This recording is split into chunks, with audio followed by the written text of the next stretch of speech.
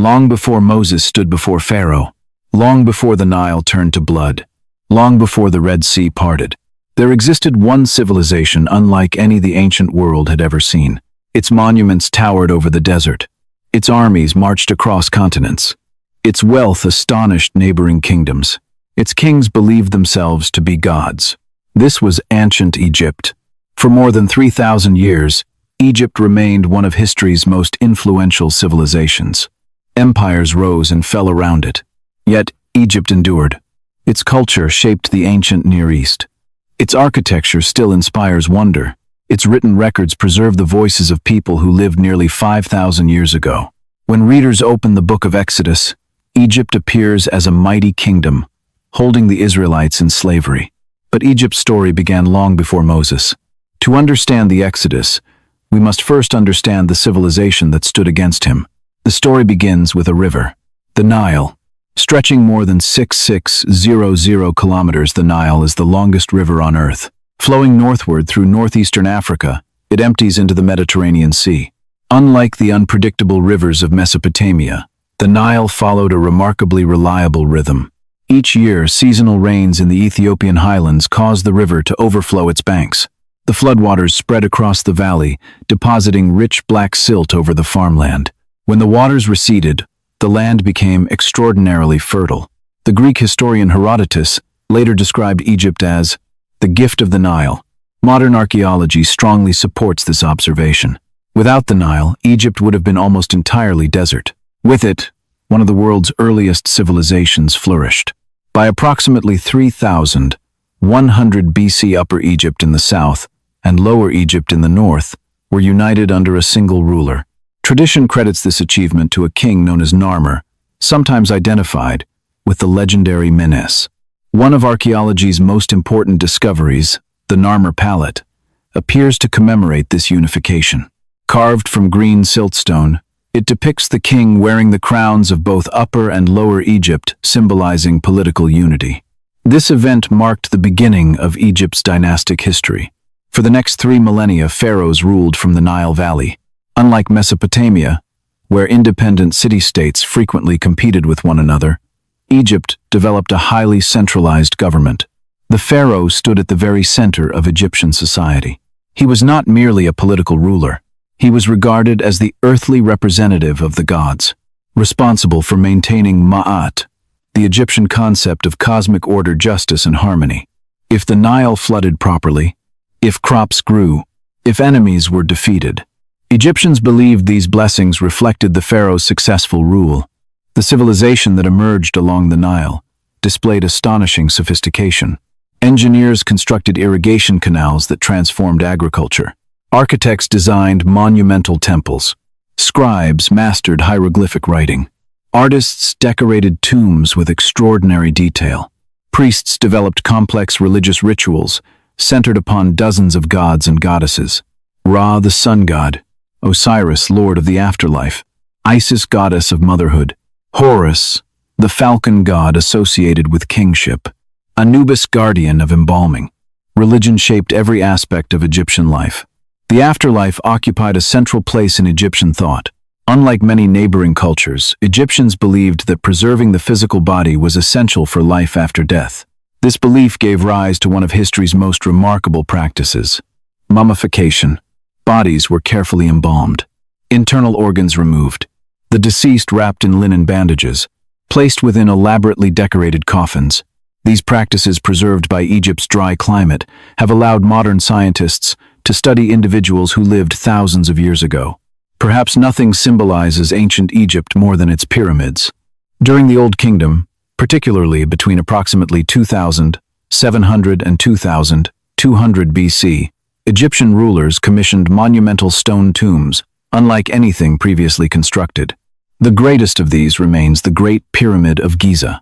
Built for Pharaoh Khufu around 2600 BC, it originally stood nearly 147 meters tall.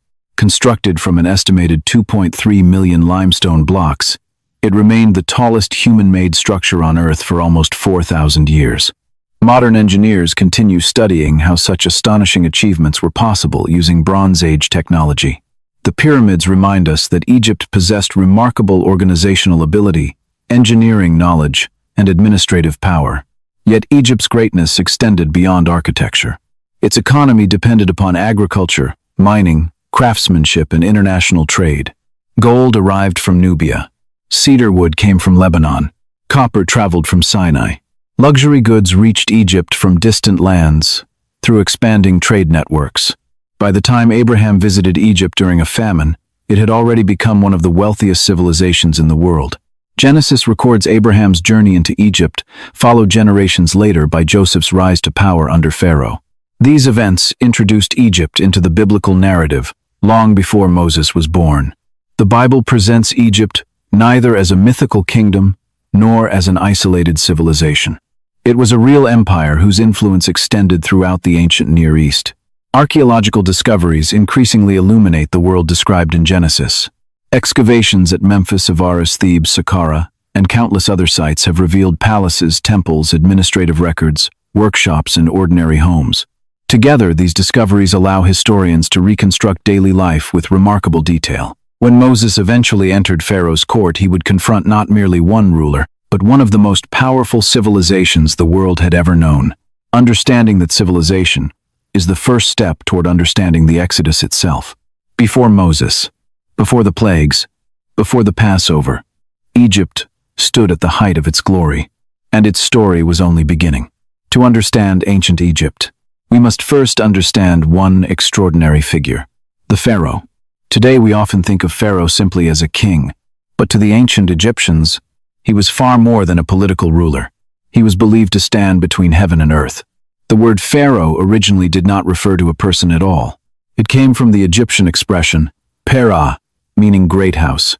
Originally, the term described the royal palace itself. Only centuries later did it become the title used for Egypt's king.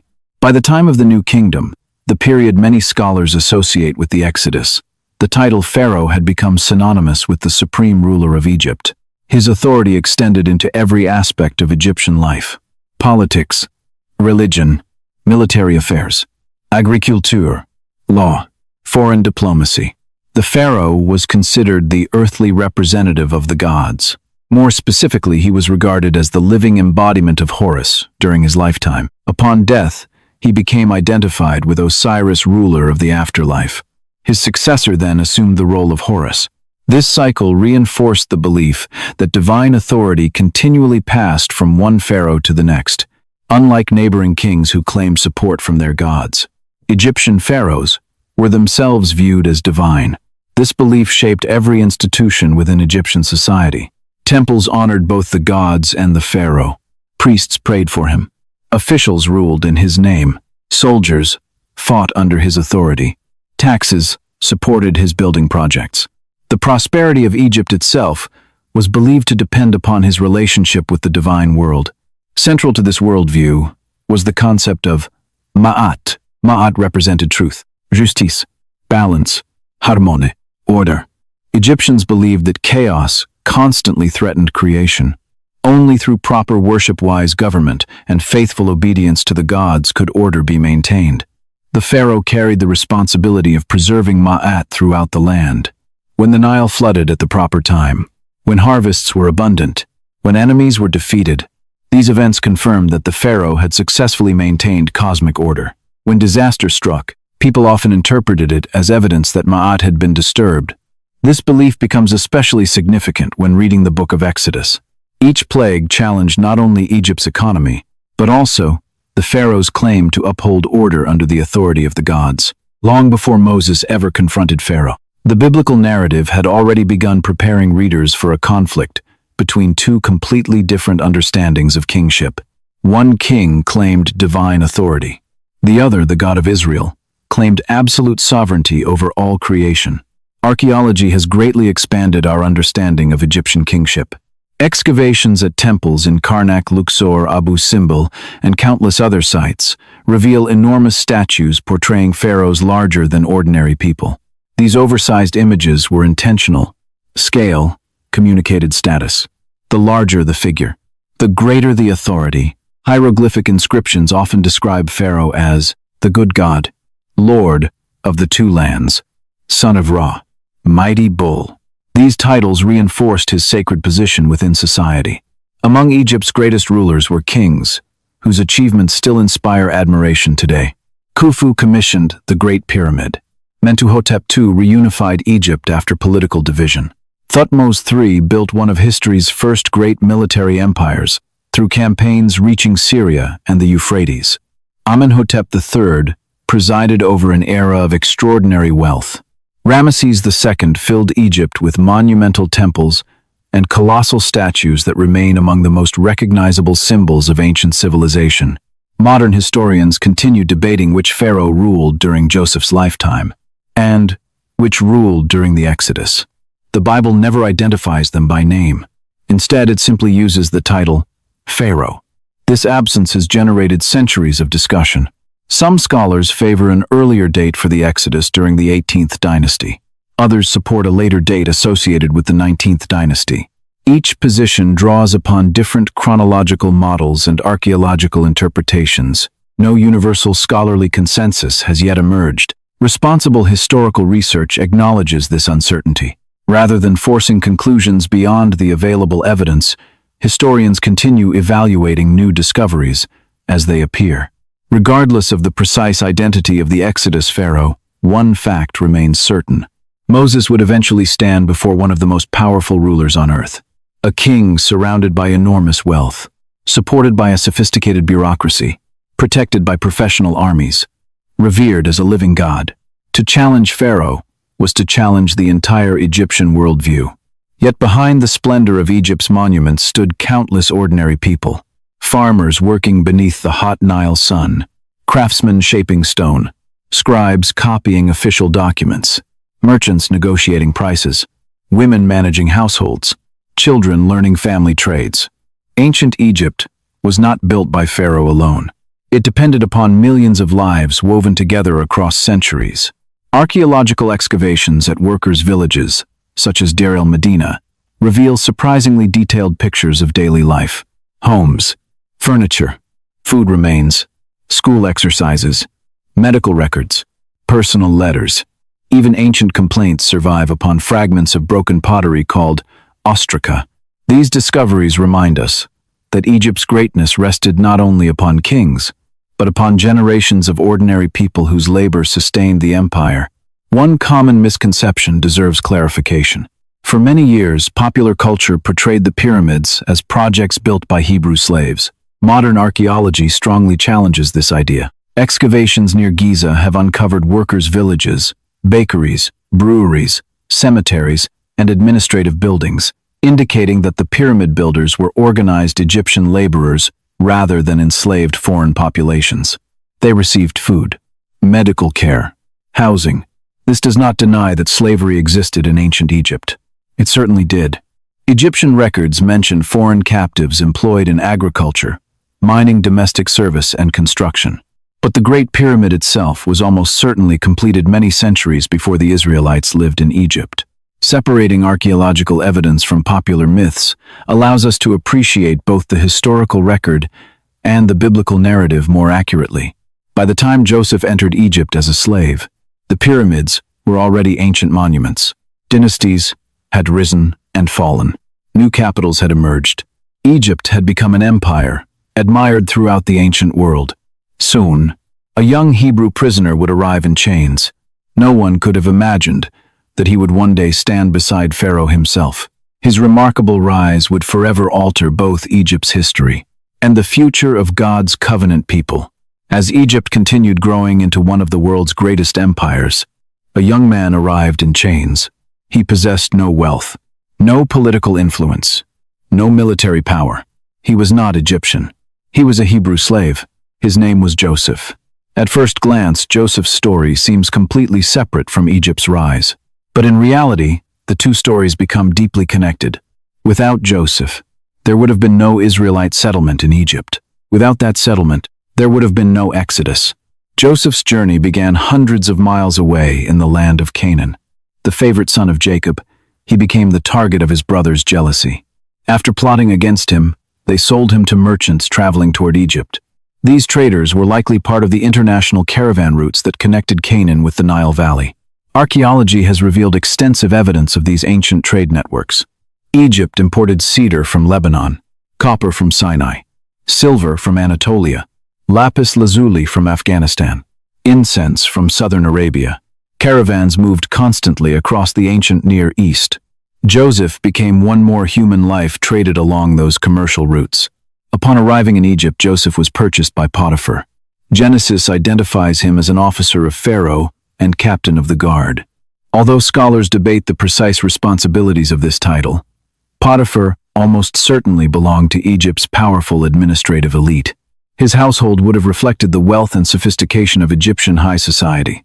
Excavations at elite residences from the Middle and New Kingdoms reveal spacious courtyards, decorated reception halls, private gardens, storehouses, administrative offices, servants' quarters. These estates functioned almost like small, self-contained communities. Joseph entered this world as a foreign slave, yet Genesis repeatedly emphasizes one remarkable truth. The Lord was with Joseph. His circumstances had changed. God's presence had not. Joseph's integrity and ability quickly distinguished him from the other servants. Potiphar eventually entrusted him with managing the entire household. This detail reflects the importance of administrators within Egyptian society. The Egyptian government depended upon skilled officials. Scribes recorded taxes. Managers supervised estates. Stewards controlled food supplies. Efficient administration helped sustain one of history's most organized civilizations. Joseph demonstrated exactly the qualities such a society valued. Then everything changed. Potiphar's wife falsely accused Joseph after he refused her advances. The consequences were immediate. Joseph was imprisoned. Once again, his life collapsed. For modern readers, the story appears deeply unfair. Joseph had acted honorably, yet he suffered because of another person's deception. The Bible does not attempt to explain every reason for innocent suffering. Instead, it repeatedly demonstrates that God's purposes often continue unfolding even through injustice. Egyptian prisons differed significantly from modern correctional institutions. Many functioned as detention centers connected to government compounds where political prisoners, servants awaiting trial, or officials accused of misconduct remained under guard. Genesis mentions that Joseph was imprisoned alongside Pharaoh's chief cupbearer and chief baker. This detail suggests the prison served individuals connected to the royal administration. Even there, Joseph's character remained unchanged. The prison warden eventually placed him in charge of the other prisoners. Again and again, the narrative presents the same pattern. Joseph remained faithful. Responsibility followed. Then came the dreams. Dream interpretation occupied an important place within Egyptian culture. Ancient texts, such as the Chester Beatty Dream Book, reveal that Egyptians carefully classified dreams according to whether they were considered favorable or unfavorable. Professional priests and scribes sometimes advised rulers concerning dreams they believed carried divine significance. When Pharaoh's imprisoned officials experienced troubling dreams, Joseph declared something remarkable. Do not interpretations belong to God? Notice the contrast. Egypt relied upon specialists trained in religious traditions. Joseph pointed instead to the God of Israel. He interpreted both dreams accurately. The chief cupbearer would be restored. The chief baker would be executed. Exactly as Joseph predicted. Yet Joseph remained forgotten. 2 more years passed. Waiting. Silence. No explanation. Then one night, Pharaoh himself dreamed. 7 healthy cows emerged from the Nile. Then 7 thin, starving cows appeared and consumed them. Next came 7 full heads of grain, followed by 7 thin heads, scorched by the east wind. None of Egypt's magicians or wise men could explain the dreams. Only then did the chief cupbearer remember the forgotten Hebrew prisoner. Joseph was summoned before Pharaoh. Imagine the contrast. One moment, a prison cell. The next, the royal court of the most powerful ruler in the ancient world. Joseph shaved, changed his clothes, and entered Pharaoh's presence. Ancient Egyptian artwork confirms that personal grooming held great importance within royal society. Prisoners commonly wore beards. Egyptian officials usually did not. Joseph's preparation reflects authentic Egyptian custom. When Pharaoh described his dreams, Joseph again refused personal credit. It is not in me. God will give Pharaoh a favorable answer. Joseph explained that the dreams revealed one divine message. 7 years of extraordinary abundance would be followed by 7 years of devastating famine. The solution required immediate preparation. Store grain during the prosperous years. Build large storage facilities. Appoint wise administrators. Distribute food during the coming crisis. The proposal astonished Pharaoh. He turned to his advisors. Can we find anyone like this man? One in whom is the Spirit of God. Then came one of the greatest reversals in biblical history. Joseph removed his prison garments, received Pharaoh's signet ring, was clothed in fine linen, placed in the second highest position in Egypt. Only Pharaoh himself held greater authority. From slave to prisoner to prime minister, the transformation was extraordinary, yet it had not happened by chance. Every hardship, every delay, every injustice had quietly prepared Joseph for the role God intended him to fulfill. Soon, the famine would spread far beyond Egypt. It would reach Canaan, and Joseph's own brothers would unknowingly stand before the brother they had once sold into slavery. History was about to come full circle. Joseph's rise to power was nothing short of extraordinary. Only hours earlier, he had stood before Pharaoh as a prisoner. Now he rode through the streets of Egypt in the royal chariot. Officials walked ahead of him, crying, "Make way." The Pharaoh placed his own signet ring upon Joseph's hand. Around his neck hung a chain of gold. He was dressed in fine linen, the clothing of Egypt's highest officials. Then Pharaoh gave Joseph an Egyptian name, Zaphanath-Paneah. The exact meaning of the name remains debated among Egyptologists. Some suggest it means, God speaks and he lives. Others propose, the one whom the God has revealed. Although scholars disagree about its precise translation, the renaming itself reflects a well-documented Egyptian custom. Foreign officials serving the royal court often received Egyptian names as part of their new status. Joseph also married Asenath, the daughter of Potiphar, a priest of On. On, known today as Heliopolis near modern Cairo, was one of Egypt's greatest religious centers. It was famous for the worship of Ra, the sun god. Its priests ranked among the most influential religious leaders in the kingdom. This marriage placed Joseph within Egypt's highest social circles. Yet despite his remarkable success, Genesis never suggests that Joseph abandoned the God of his fathers. Instead, he remained faithful while serving within a foreign culture. Joseph was 30 years old when he entered Pharaoh's service. His first task was enormous. Egypt had 7 years before the famine would begin.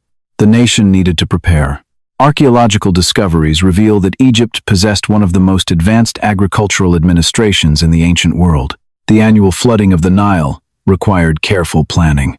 Officials measured water levels using structures known as millimeters. Taxes were often calculated according to the expected harvest. Scribes carefully recorded grain production, land ownership, and storage inventories. Joseph inherited an already sophisticated system. He improved it further.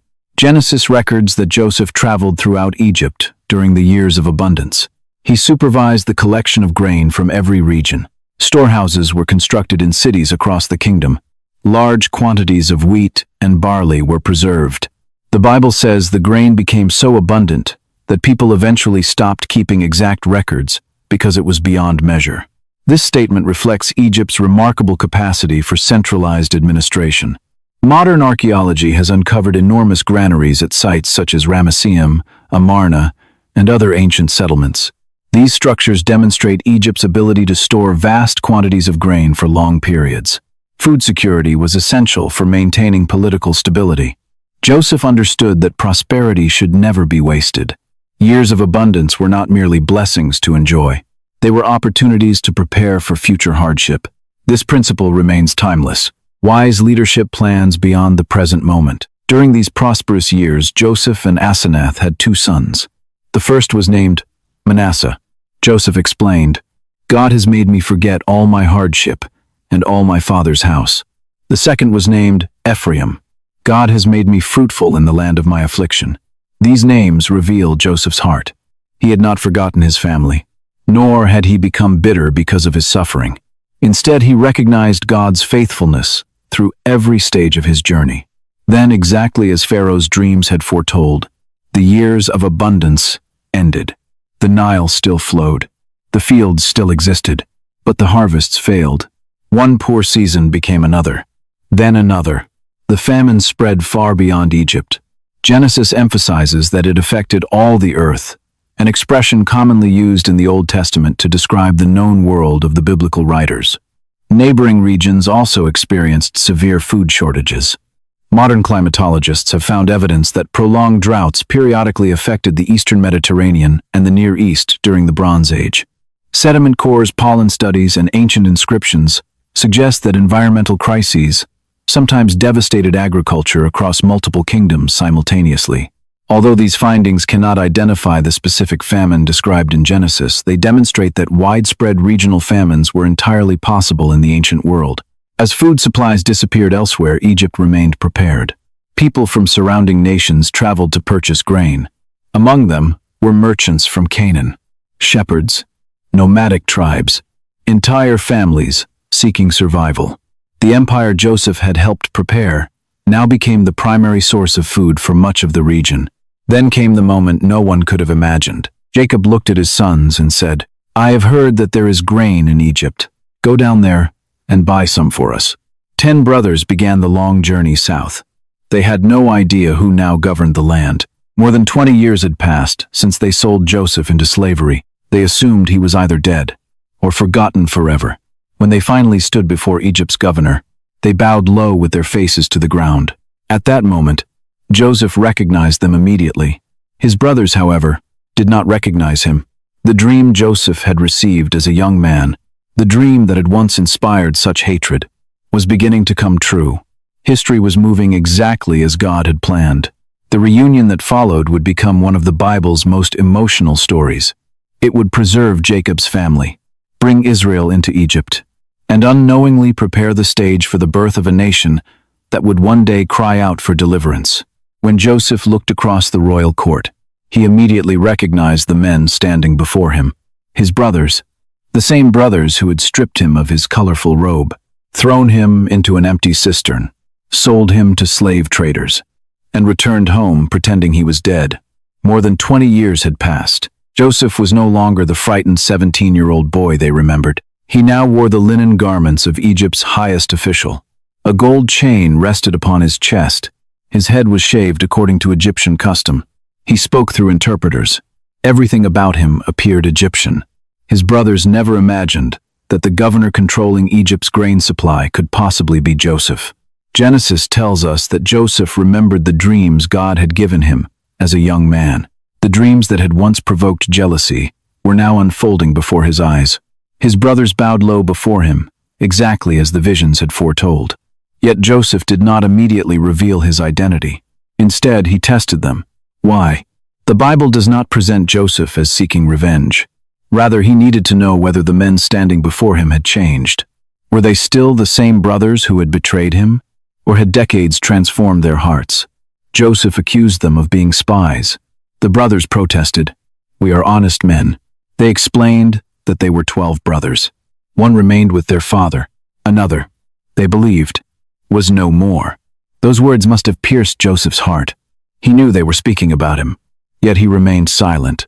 Joseph demanded proof of their story. One brother would remain in Egypt. The others must return home and bring back their youngest brother, Benjamin.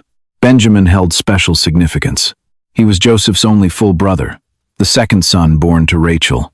Joseph longed to know whether Benjamin had suffered the same jealousy that once consumed the family.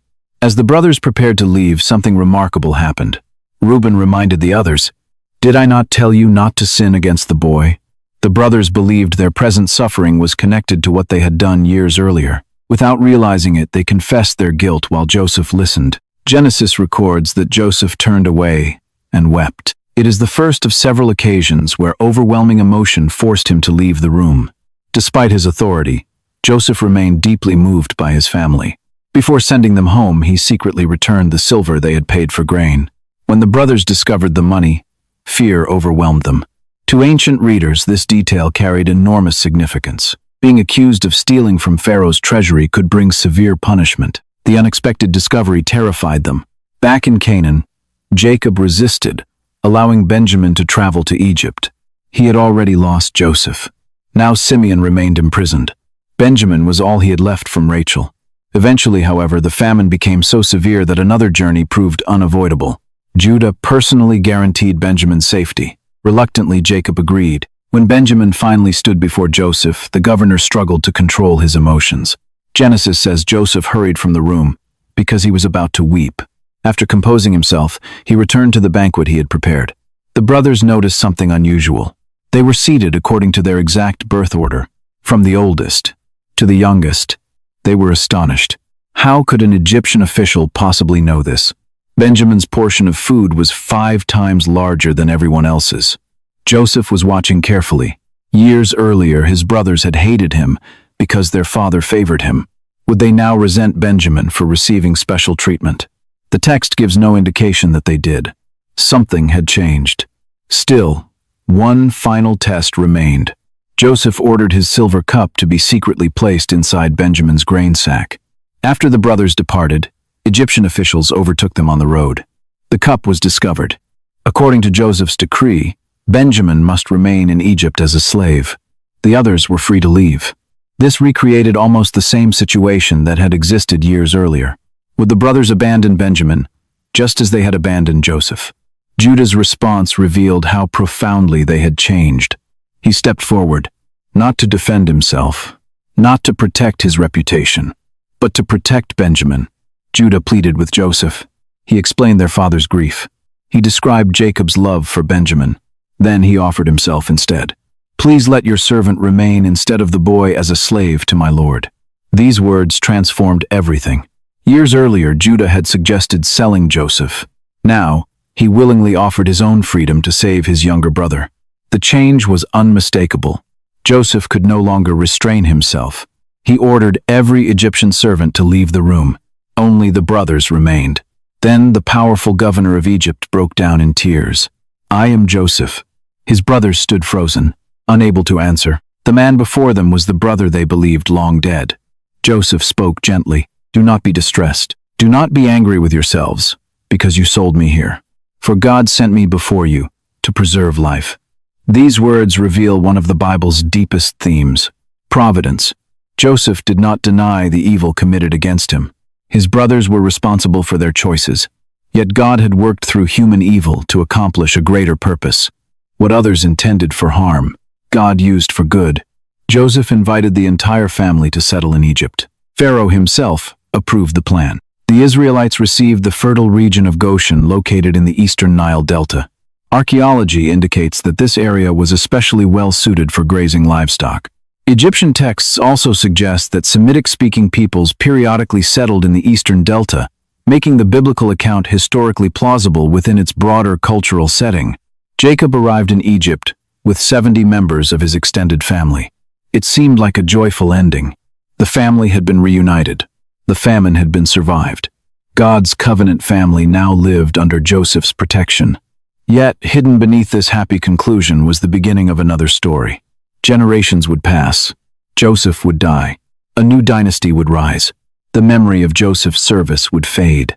The descendants of Israel would multiply until they became a great people within Egypt. What began as a place of refuge would eventually become a place of slavery. And from that slavery, the greatest act of deliverance in the Old Testament would soon emerge. Joseph died at the age of 110. For decades, he had stood beside Pharaoh as one of Egypt's greatest administrators. He had saved Egypt from famine, preserved countless lives, reunited his family, and secured a home for the descendants of Abraham in the fertile land of Goshen. His death marked the end of an extraordinary chapter, but history was moving forward. Genesis closes with Joseph's final request. He made the Israelites swear an oath.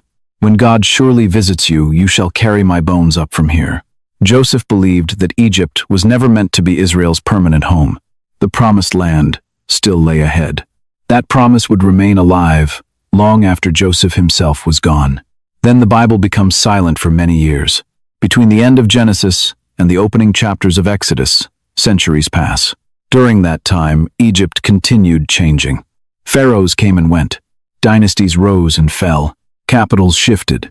Foreign invasions reshaped the political landscape.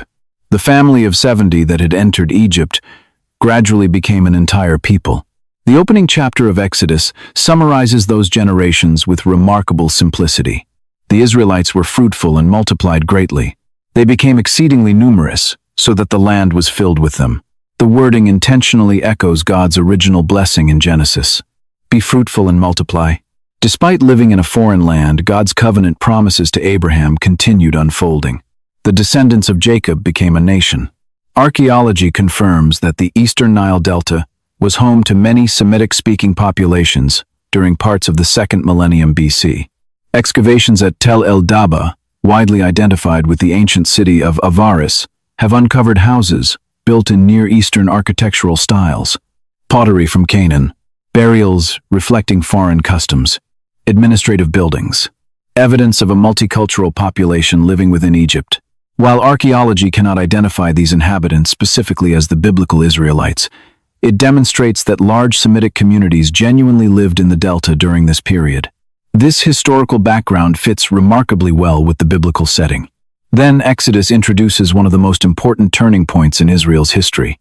Now there arose a new king over Egypt, who did not know Joseph. Those words changed everything.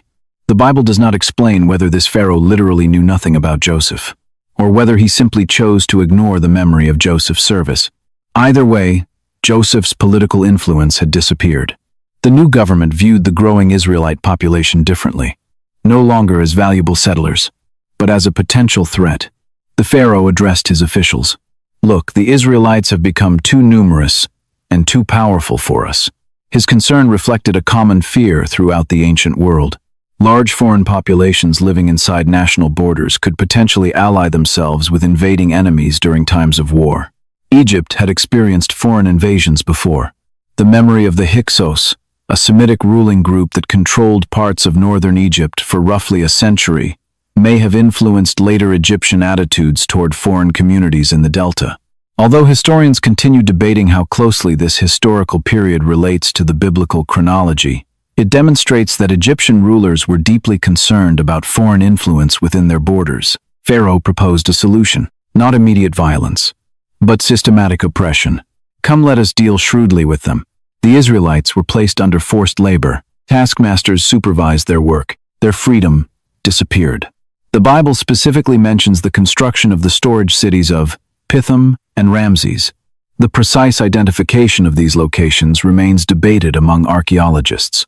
Many scholars associate Ramses with the city of Pi-Ramesses, one of the great capitals of the New Kingdom located in the eastern delta.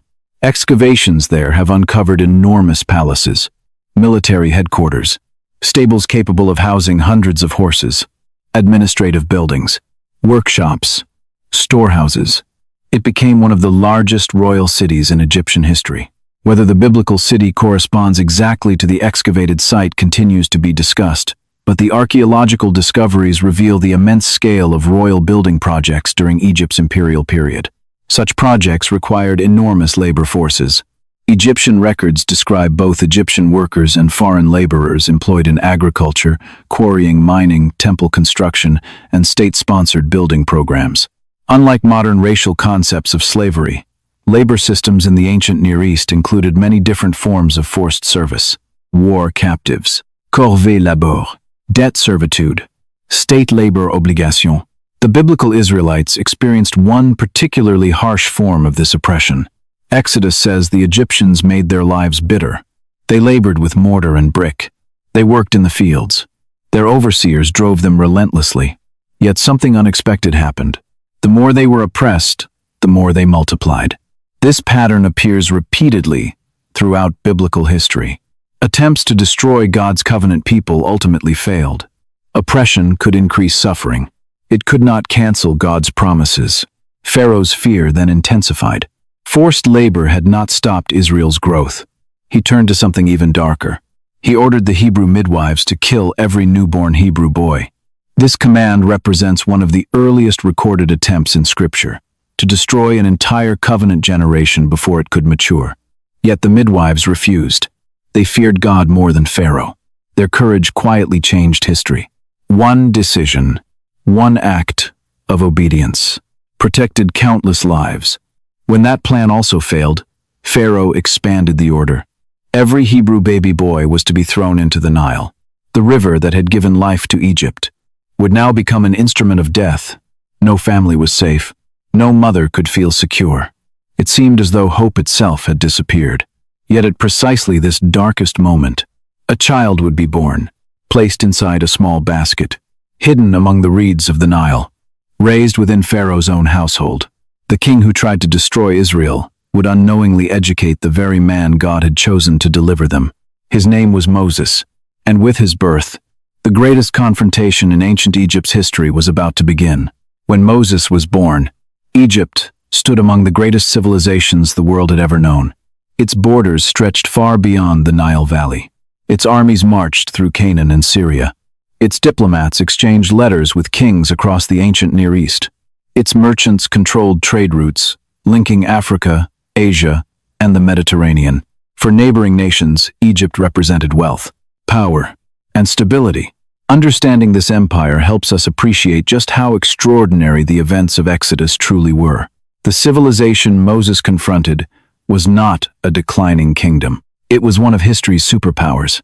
By the period commonly associated with the New Kingdom, Egypt possessed a highly organized government. The pharaoh ruled from magnificent royal capitals. Below him served an enormous administrative system. Viziers supervised national affairs. Treasurers managed royal wealth. Military commanders protected Egypt's borders. Provincial governors oversaw local administration.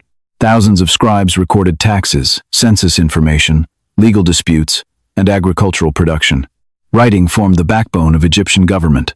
Hieroglyphs decorated temples and monuments. But daily administration relied primarily upon a more practical script known as hieratic.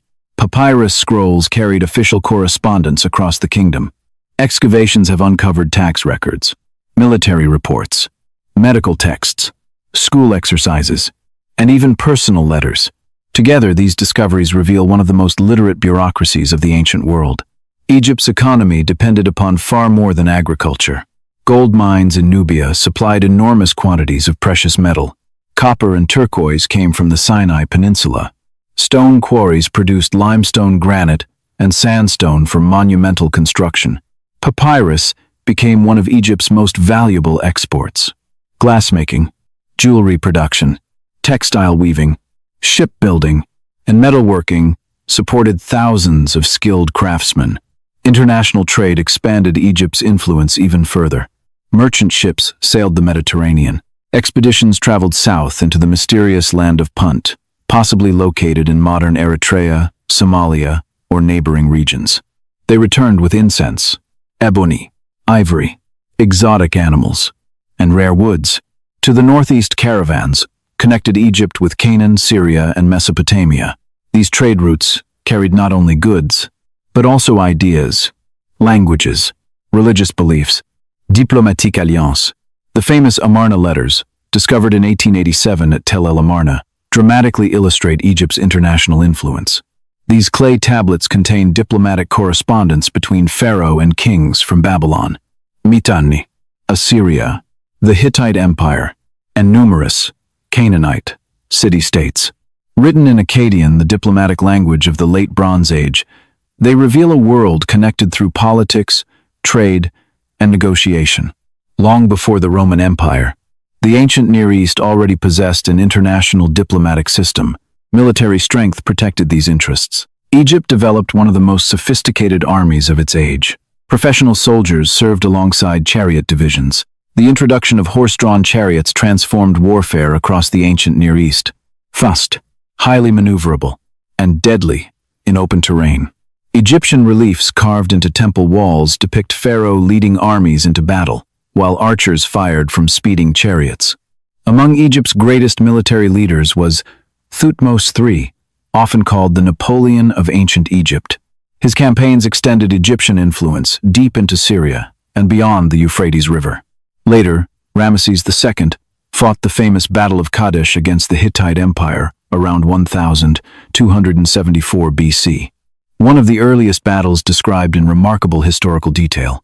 The resulting peace treaty between Egypt and the Hittites is considered one of the oldest surviving international peace agreements in history.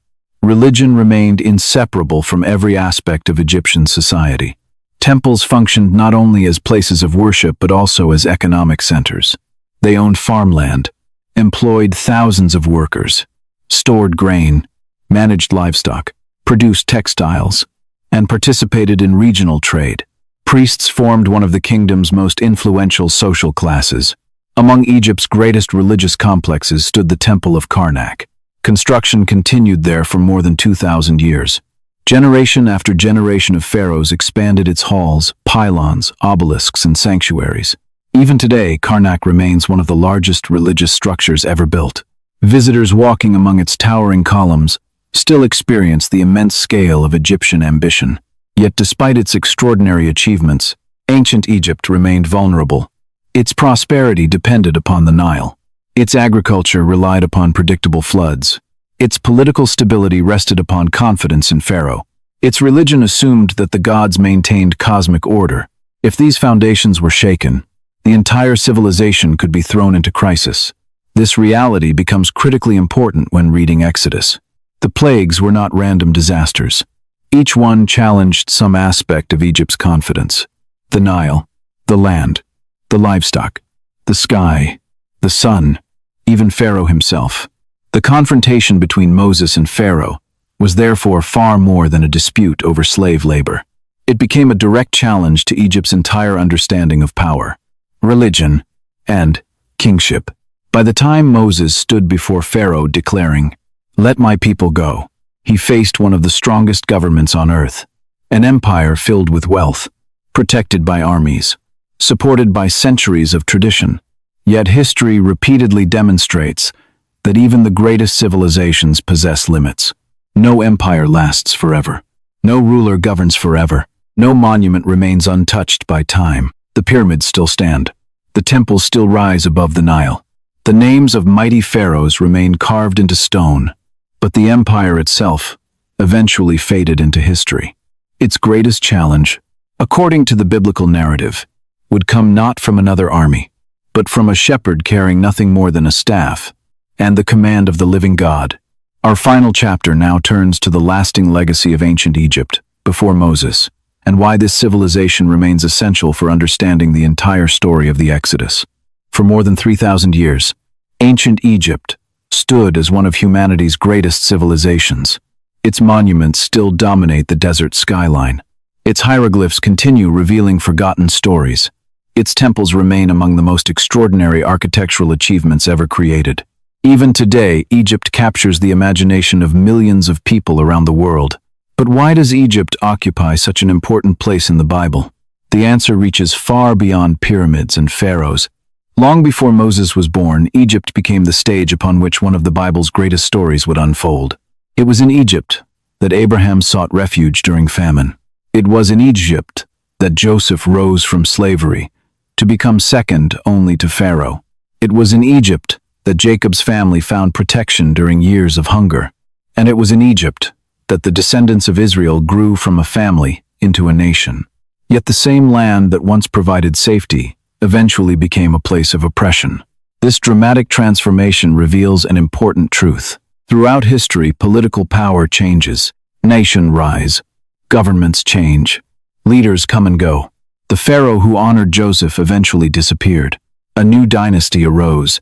The memory of Joseph faded. Fear replaced gratitude. Hospitality became oppression. This pattern has repeated itself throughout history. Empires often begin with strength and vision. Over time, fear, pride, and the desire to preserve power reshape their priorities. The Bible never portrays Egypt as entirely evil. On the contrary, Genesis presents Egypt as a place where God preserved his covenant family during a devastating famine. Joseph faithfully served within its government. Many ordinary Egyptians benefited from his wisdom. The civilization itself possessed remarkable achievements. Its engineers mastered monumental construction. Its physicians developed surprisingly advanced medical knowledge. Its scribes preserved detailed historical records. Its artists created works that continue inspiring admiration thousands of years later. Modern archaeology has dramatically expanded our appreciation for this civilization. Excavations at Giza, Saqqara, Luxor, Karnak, Thebes, Abydos, Tel el-Daba, and countless other sites have uncovered an astonishing amount of information. Temples, royal tombs, administrative records, private homes, military fortresses, workshops, granaries, medical papyri, mathematical texts, even children's school exercises. Together, these discoveries reveal Egypt as one of the most sophisticated societies of the ancient world. Many biblical details once questioned by skeptics now fit naturally within the historical setting revealed through archaeology. Foreign Semitic populations lived in the Nile Delta. Egypt maintained extensive grain storage systems. Professional scribes administered enormous building projects. International diplomacy connected Egypt with Canaan and Mesopotamia. None of these discoveries prove every event recorded in Genesis or Exodus. Archaeology rarely functions that way. Instead, it provides valuable historical context. It helps us understand the world in which the biblical narrative unfolds. Responsible scholarship also recognizes the limits of current evidence. Historians continue debating important questions. Which pharaoh ruled during Joseph's lifetime? Which pharaoh confronted Moses? How should Egyptian chronology be synchronized with biblical chronology? Different scholars reach different conclusions. New discoveries continue shaping these discussions. Acknowledging uncertainty where it exists strengthens historical integrity. Perhaps Egypt's greatest biblical significance lies in contrast. The pharaoh claimed divine authority. The God of Israel declared himself creator of heaven and earth. Egypt trusted the Nile. Israel would learn to trust God's provision in the wilderness. Egypt measured greatness through monuments, armies, and wealth. The Bible consistently measures greatness through faithfulness to God. These contrasting worldviews eventually collided in the book of Exodus. That confrontation was never merely political. It was theological. Who truly ruled creation? The Pharaoh or the Lord? Every plague would challenge one aspect of Egypt's confidence: the Nile, the land, the livestock, the atmosphere, the sun, and finally, the authority of Pharaoh himself. Understanding Egypt before Moses allows us to appreciate why the Exodus became such a defining event in biblical history. The Israelites were not delivered from a weak kingdom. They were delivered from one of the strongest empires on earth. Their escape could not reasonably be explained as a political accident. The biblical narrative presents it as an act of divine intervention against overwhelming human power. For historians, ancient Egypt remains one of the richest civilizations available for study. For archaeologists, it continues yielding remarkable discoveries every year. For students of the Bible, it provides the essential backdrop for understanding God's covenant with Israel. And for readers today, Egypt reminds us of a timeless lesson. Even the mightiest civilizations are temporary. Monuments, weather, dynasties disappear. Empires become museum exhibits. But the stories preserved in Scripture continue shaping billions of lives across generations. As we leave ancient Egypt behind, our journey reaches one of the most dramatic moments in all of biblical history. A child hidden among the reeds of the Nile has grown into a shepherd in the wilderness. At Mount Horeb, a bush burns without being consumed. From the flames, God calls Moses by name. The confrontation between heaven and the greatest empire on earth is about to begin. In our next documentary, The Exodus, Israel's journey from slavery to freedom, we will explore the birth of Moses, the burning bush, the 10 plagues, the Passover, the crossing of the Red Sea, Mount Sinai, and the archaeological and historical evidence surrounding one of history's most influential events. Thank you for joining us for Ancient Egypt, before Moses, the world's greatest empire.